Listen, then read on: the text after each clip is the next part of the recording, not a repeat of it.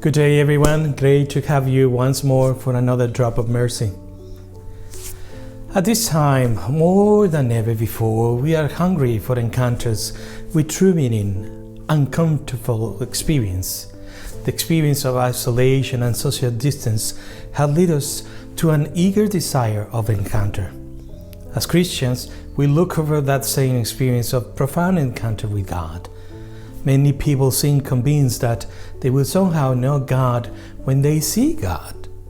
Of course, this implies that they already, in fact, have an image of God in mind and are looking for the corresponding reality that they recognize as God's presence. Obviously, they may never quite find the God that exists in their mind out there in the real world. This desire is not a bad thing, it is simply misdirected. We need to point our heart and mind in the right direction.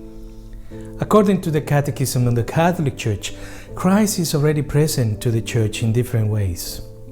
In His Word, in the Church prayer, in the poor, the sick and imprisoned, in the sacrifice of the Mass, in the person of the ministry, and in the sacraments. So Christ is present sacramentally to the extent that He is present in the world. In fact, we can go so far as to accept that the sacraments constitute Christ's visibility in the world. Believe it or not, Jesus continues calling disciples to share meals with His followers in the sacrament of the Eucharist. There are those who will challenge the claim that we encounter Jesus in the sacraments, particularly the Eucharist, because they do not feel anything.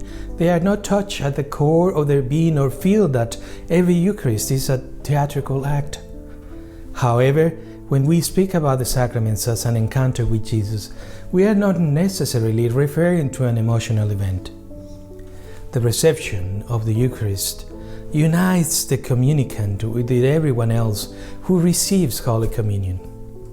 It places a person in fellowship with other believers, those attending Mass, the other members of the parish, and Catholics throughout the diocese and the world.